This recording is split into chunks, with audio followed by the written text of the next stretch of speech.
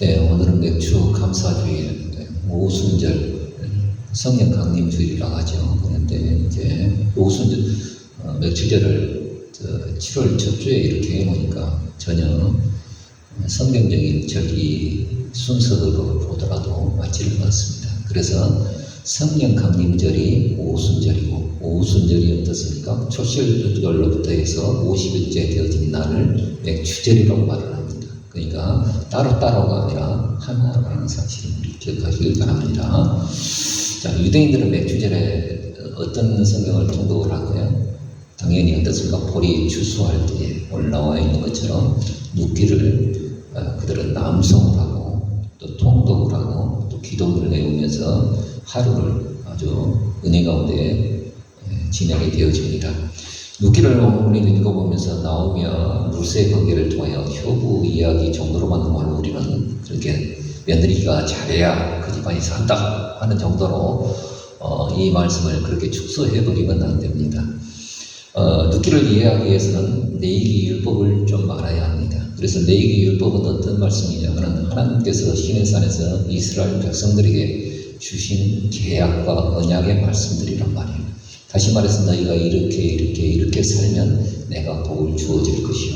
그러므로 오늘 우리는 어떻습니까? 신약시대에 오늘 우리는 예수 그리스도 안에서 예수만 믿으면 다 됐지라고 말할지 모르지만 예수 믿는 것이 구체적으로 뭐냐고 말을 했을 때 오늘 구약의 율법을 가지고 그 말씀대로 살아가는 말씀이 내 안에 있어서 그 말씀대로 순종하는 것을 오늘 우리에게 요구하고 있다는 사실입니다. 특별히 레위기 23장과 25장에 나와 있는 오늘 우리는 좀 현대인들이 보기에는 좀 낯선 의무사항들이 있습니다. 그래서 여기 보자면 절기를 지키는 것, 또 안식년을 지키는 것, 또 안식년에서 7일 동법에서 50년째 되어진 신년대에는 어떤 거 모든 자기가 이렇게 사고 그렇게 또 물려졌던 그런 모든 땅 그것을 다 원상복구하는 그런 제도가 신년제도입니다. 다시 말해서 이스라엘 백성들에게 딱 이런 제도를 주신 것은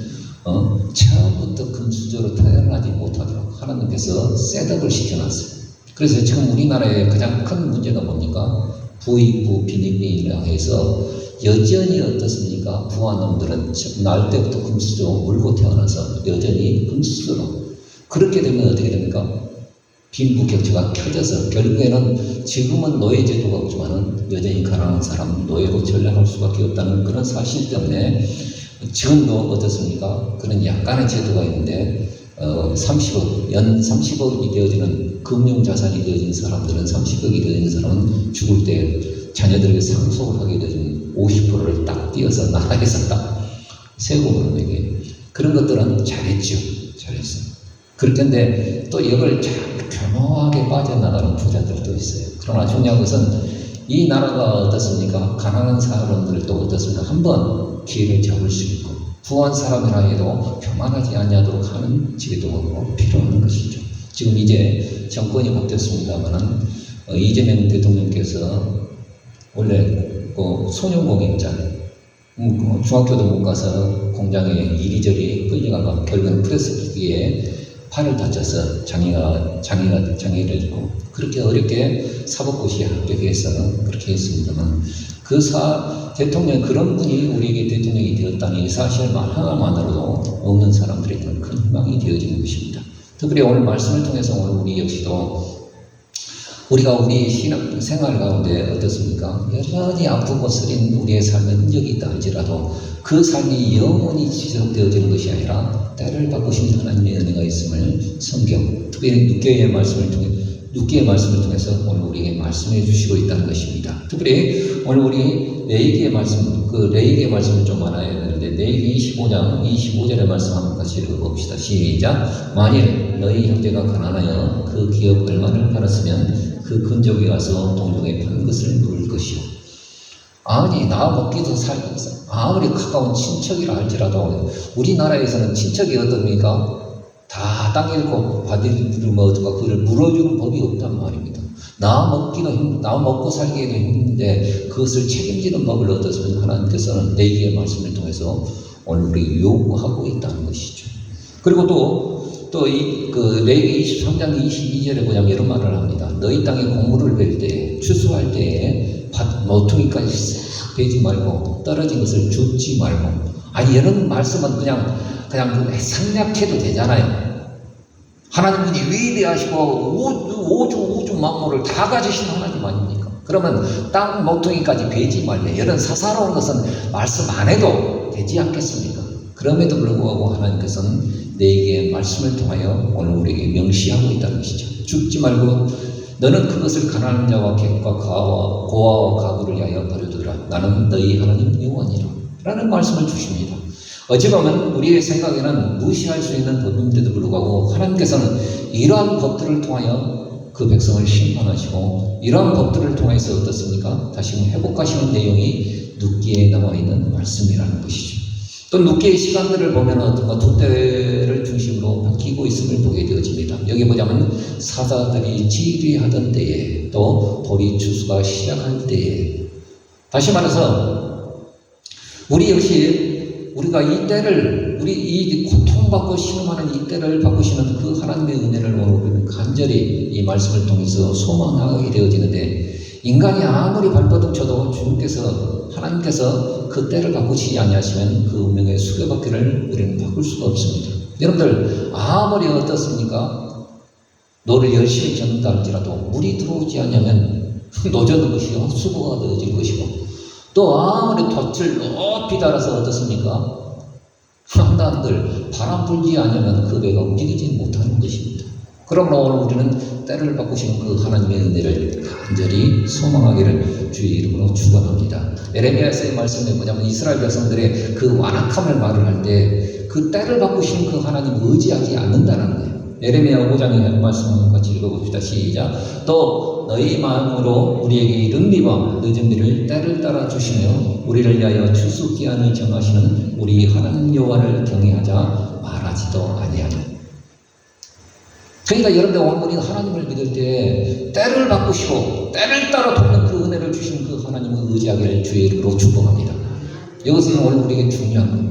우리가 아무리 인간이 발화를 하고 발버둥 친다 할지라도 때를 바꾸지 아니하시면 우리의 운명은 운명의 수레바퀴 속에 그대로 진리에 가는 그런 삶일 수밖에 없습니다. 그러므로 오늘 우리는 때를 바꾸시는 하나님, 이른 비와 늦은 비를 내리셔 그 곡식을 충실하게 열매 맺게 하시는 하나님, 또 여기 보자면 어떤가 추수기한을 정하시는 그 하나님을 간절히 소망하고 또 믿고 은혜 가운데 거하기를 주의 이름으로 축복합니다. 오늘 말씀 룻기 전체를 이제 4장까지 나와 있는 이런 설교를 전에 몇 번 해봤습니다만 4장까지 나와 있는 내용을 1시간에 딱 요약한다는 게 굉장히 어렵습니다. 그러나 어느 정도 성경을 많이 이렇게 좀 읽다 보면 보여져요. 중심 내용이 이런 거구나. 그래서 오늘 전체를 통해서 한번 보도록 하겠습니다. 첫째, 사사들의 치리하던 때에 룻기 1장 1절의 말씀이죠. 베들레헴에 흉년이 있을 때에 그 엘리멜렉의 가정들을 한번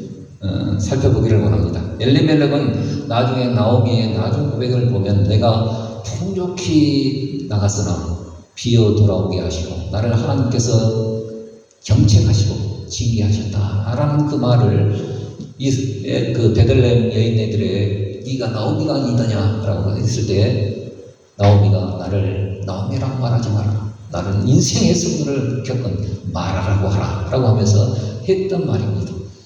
그래서 엘리멜렉 가정은 어떻습니까? 실은 부유한 가정이었어요. 그런데 그 땅에 흉년이 들었어요. 정말 하나님께서 내게 율법을 통해서 주신 국률의 법은 무엇이냐? 부자는 반드시 그 흉년의 국관을 열어서 그 사방에 굶어 죽는 일이 없도록 하나님께서 부자에게 책임과 의무를 주셨다는 사실입니다. 그 굶어 죽는 일이 없도록 발생하지 않도록 항상 부자에게는 의무가 있는 것이에요. 근데 부자로서 감당할 의무를 이 엘리멜렉 가정은 어떻습니까? 나 먹고 살기도 바쁜데 어떻습니까? 가난한 자를 위해서 내 곡식 열어줄 여유가 없어. 차라리 여기 있으니까 눈치 보니까 저 모압 땅으로 이민하자. 라고 하면서 엘리멜렉 가정이 나오미의 승인을 받아서 나오미도 그냥 따라가는 것이죠. 그리고 두 말론과 기름 듣고 어디가 모압 땅에서 떵떵거리면서 살기를 원했습니다. 그런데 그 의무를 어떻습니까? 그 의무를 저버린 그 감당할 의무를 피한 대가는 어떻게 했습니까? 혹독했죠. 엘리멜렉이 시험수를 맞고 말론과 기련이 결혼하고 어떻습니까? 어떻게 된지 한날 한시에 죽어버리고 혹독한 대가를 받게 됩니다. 뭐 제가 유식한 말을 좀 써서 죄송합니다만 노블리스 오빌리제라고 해서 더 가진 사람은 더 가진 다른 사람에게 베풀어야 할 책임과 의무가 있다는 사실입니다.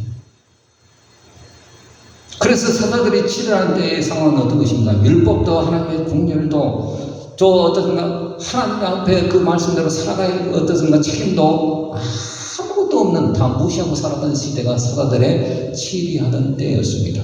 그저 자기의 욕심에 이익 따라 행하던 시대가 사사시대의 내용이라는 것을 사사기의 제일 마지막 부분에 이렇게 말하고 있습니다. 사사기 21장 25절을 보자면 그때 이스라엘의 왕이 없으므로 사람이 각각 그 소견에 오른 대로 자기 오른대로 행했는데 자기 뜻대로 자기 이익 따라 자기 관심 따라 그냥 살아갈 뿐이지 하나님의 말씀과 그 국률과 자기와 책임과 의무는 아랑곳하지 아니했다는 사실을 이 말씀을 통해서 우리는 살펴볼 수 있습니다. 때가 지나서 어떻든가 다시금 어떤가 그 베들레헴에 하나님이 약속을 주셨다는 이 소식을 듣고 나오미가 가는데 첫째 자분은 그냥 중간에 이제 가버리고 누군만 이렇게 끝까지 어머니의 하나님이 나의 하나님이 되어질 것이고 어머니의 백성이 내 백성이 되어질 것이고 죽는 일 내에 내가 어머니를 따르면 하나님께서 나를 벌리에 벌을 주시길 원하나이다 하면서 어머니를 붙잡고 이 베들레헴 땅에 들어오죠. 그 돌아올 때 어떻습니까? 나오미가 돌아올 때 그 땅이 어떻습니까? 다시 한번 어떻습니까? 벌이 추수가 시작되어질 때라고 말을 해주고 있습니다. 그 타락한 시대에도 묵묵히 흉년을 견디면서 말씀의 법대로 살아가는 한 사람이 있었으니 그 사람은 보아스였습니다. 보아스.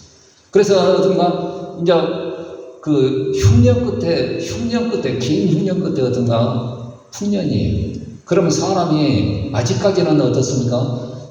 그 풍년이라는 마음이 없습니다. 아직 이제까지 긴 흉년 동안에 있었던 그 마음의 급박한 그런 마음들이 있기 때문에 한 톨이라도 싹 끌어서 어떻습니까? 추수하는 것이 인지상정이죠. 근데 여기 보자면 그 누덱에 어떻습니까? 이렇게 나달거지로 준 것이 한 네밭 정도 되었는데 콜라병으로 한 12개 정도 되거든요.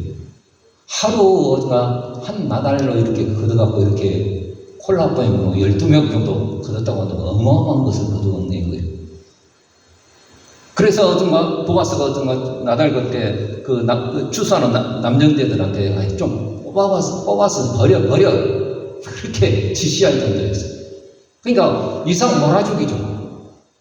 그래서 이렇게 그냥 한 에바 좀 갖고 와서 어떤가 어머니와 시어머니 앞에 딱 내려놓으니까 이 일의 자초정을 들었던 나오미가 어떻습니까? 자기 남편 엘리멜렉과 가까운 친족, 다시 말해서 기업 물을 자인 것을 어떻습니까? 알았죠.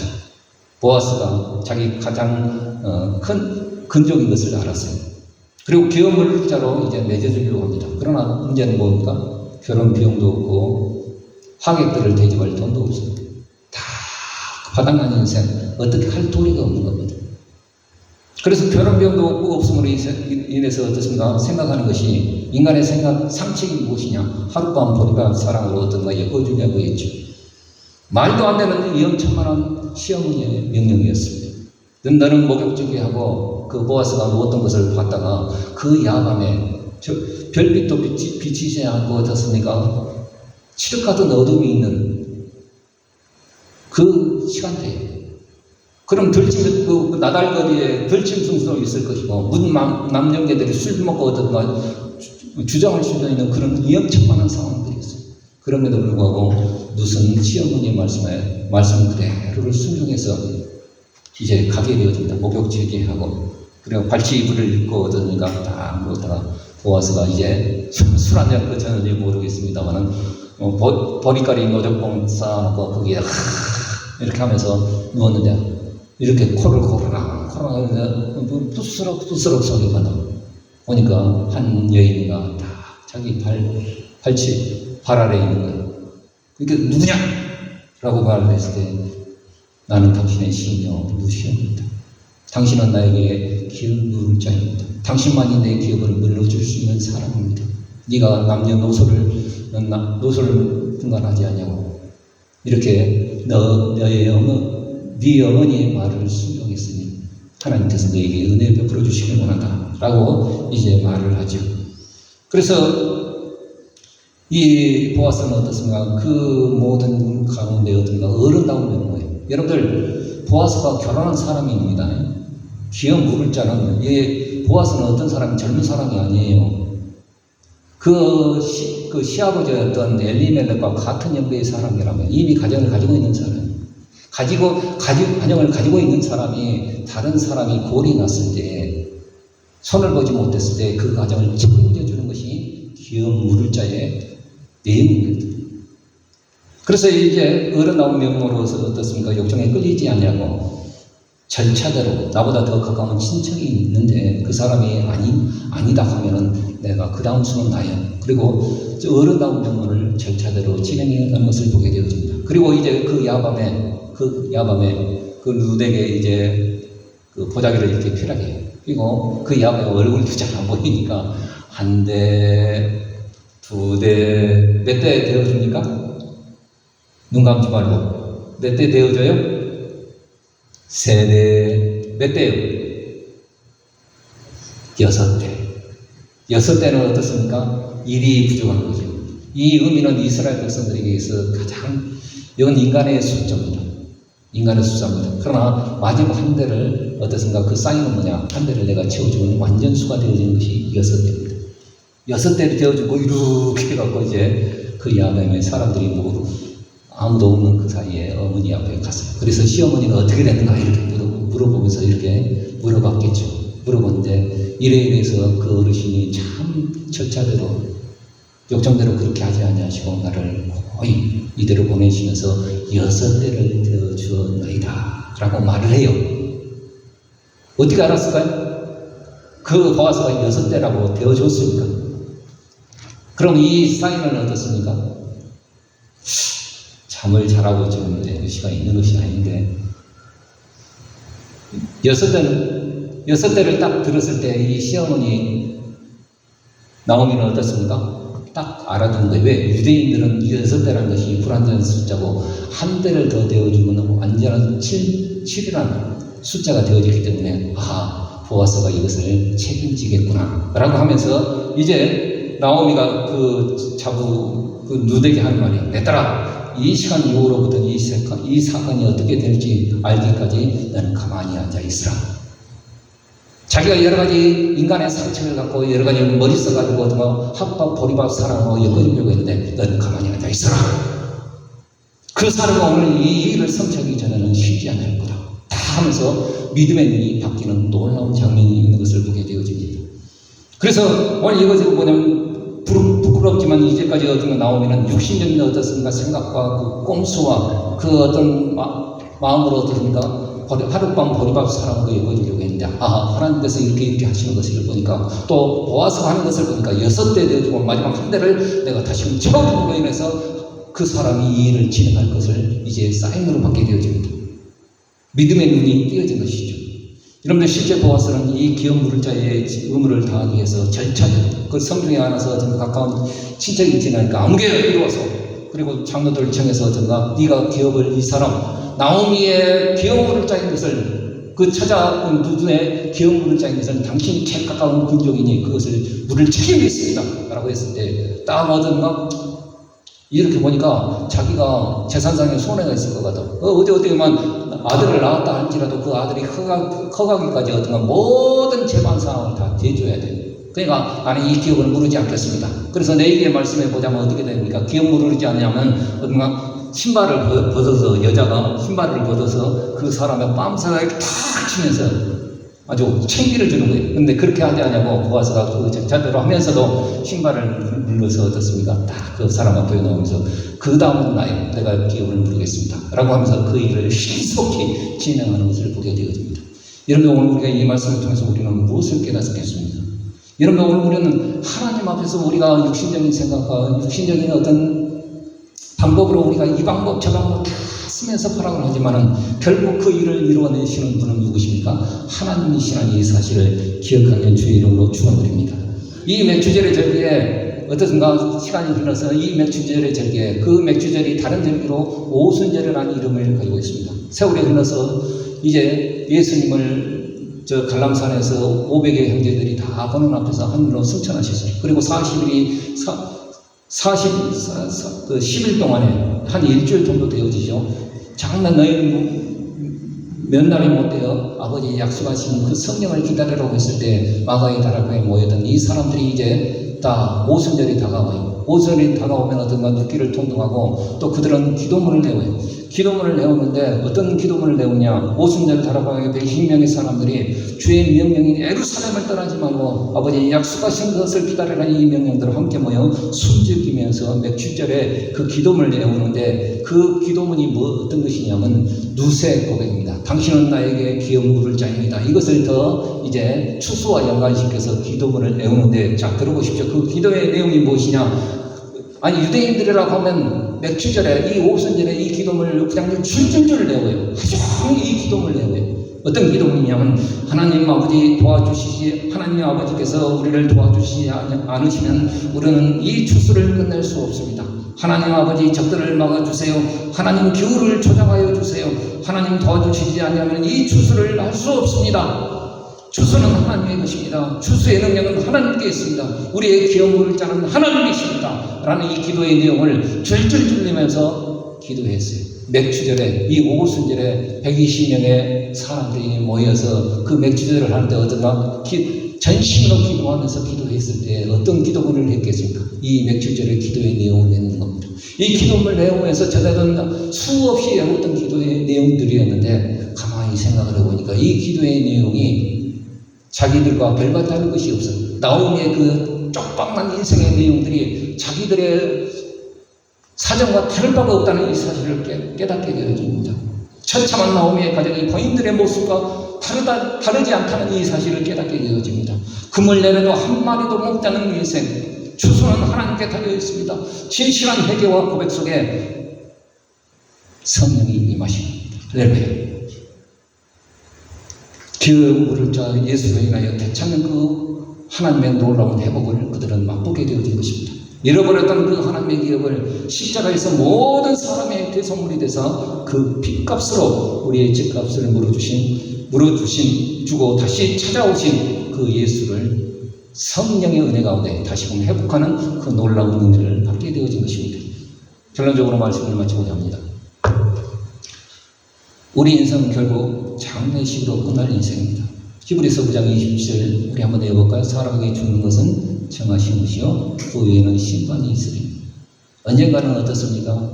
죽는 인생이 우리의 장례식이 있는 것이 우리의 인생입니다. 여기 끝마침표입니다. 그러나 눕기를 읽어보면 장례식으로 시작이 되어졌죠. 두 아들 남편 묻었죠. 그것도 모압 땅에서 묻었습니다. 두 아들 어떻습니까? 손도 보지 못하고 장가를 봤는데 한날 한시에 어떻습니까? 두 아들 그 모압 땅에 묻었습니다. 장례식으로 시작했습니다. 그러나 어떻습니까? 눕기가 어떤 것으로 끝납니까? 보아스와 룻의 결혼식으로 끝나고 있습니다. 기근으로 시작했다가 풍성한 추수로 끝나고 있습니다. 쪽박으로 시작했다가 회복으로 끝나고 있습니다. 저주받은 이방 여인이었던 모압 여인은 신명기 23장에 보자면 영원히 어떻습니까? 여호와의 회중에 들어가지 못하는 저주받은 인생이었습니다. 그럼에도 불구하고 그리스도의 족보에 마태복음 1장 5절에 보자면 어떤가? 살몬이 나합을 만났고 그래서 보아스를 만났고 보아스가 어떻습니까? 누드에게서 오벳을 낳았더라. 할렐루야. 그리스도의 족보에 당당히 그 이름이 적어진 여인이 되었음을 우리는 보게 되어집니다. 눕기는 우리 믿는 자의 인생의 출소판입니다. 깨지고 잃어버린 쪽박난 인생이라 할지라도 다시 풍성함으로 회복하시는 하나님이심을 성경은 말해주고 있습니다. 우리 믿음의 성도들의 인생은 결코 눈물로 끝나지 않습니다. 왜 그런가니 때를 바꾸신 하나님이 우리 가운데 계시기 때문입니다. 그러므로 오늘 이 현실 눈물로 믿음의 씨를 뿌리는 것을 우리는 주저하지 말기를 주의 이름으로 축복합니다. 우리 시편의 말씀 잘 아시는 말씀 있죠? 126편 5절의 말씀 눈물을 흘리며 씨를 뿌리는 자는 무엇으로 거두리로다? 기쁨으로 거두리로다. 할렐루야. 그러므로 여러분들 오늘 우리는 우리의 현실 지금 우리 현실이 암담하고 어렵다 할지라도 여러분들 하나님의 긍휼하심을 받고 때를 따라 돕는 은혜, 때를 바꾸시는 그 하나님의 은혜를 얻게 하여 은혜의 보호자 앞에 오늘 우리는 담대히 이제는 연약한 손을 들어 기도하기를 주의 이름으로 축복합니다. 우리 히브리서 말씀 같이 읽어봅시다. 시작. 우리가 긍휼하심을 받고 때를 따라 돕는 은혜를 얻게 하여 은혜의 보호자 앞에 담대히 나갈 것입니다. 때를 따라, 다른 번역에 보니까 때를 바꾸시는 하나님으로 되어 있어요. 보니까 여러분들 아무리 인간이 바꾸는 쳐도 그 때를 바꾸어야지 않냐면 때를 따라 돕는 은혜가 없으면은 힘든 거예요. 힘든 거예요. 그러므로 여러분 오늘 우리는 이제 때만 기다리면 되지. 때만 기다린다. 아니죠. 이제는 그 때를 분명히 우리 하나님께서 준비하시고 예비하신 것을 안다면 이제 구멍난 배를 오늘 우리는 수선해야 됩니다. 바람 부를 때에 돛을 높이 세우기 위해서 돛도 수리해야 되고, 어떤 거 노젓기 위해서 노도 수리하고, 노젓는 연습도 좀 해봐야 돼요. 그때가 다가오는데 돛 깡그리 무너져 있고, 어디서 노 다 분질러져 있고, 그러면 안 되는 겁니다. 여러분. 이제 우리 가운데 부러졌던 상처나, 또 오늘 우리 속에 어떤 것 제대로 작동하지 못한 그 어떤 우리의 삶의 신앙의 양태들이, 기도가 무너졌습니까? 재단이 무너졌습니까? 말씀이 무너졌습니까? 순종이 무너졌습니까? 예배가 무너졌습니까? 그걸 제대로 고쳐놨는데 성령의 바람 불어 오늘 우리 가운데 놀라운 하나님의 회복으로 역사해 주신 것을 믿고, 오늘 우리 인생이 결혼 장례식으로 끝나는 것은 다 인생 운명입니다. 그러나 우리의 장례식이 어떻습니까? 저 하늘에 천국에 있는 것이 분명할지인데 그 장례식의 기쁨에 그리스도의 신부가 되어지는 그 놀라운 은혜로 받는 결혼식이 되어진 것을 아시고, 오늘 이 땅에 사실 때 단단히 하나님 앞에 우리의 신앙 가운데 축복이 있기를 주의 이름으로 축복합니다. 기도하겠습니다.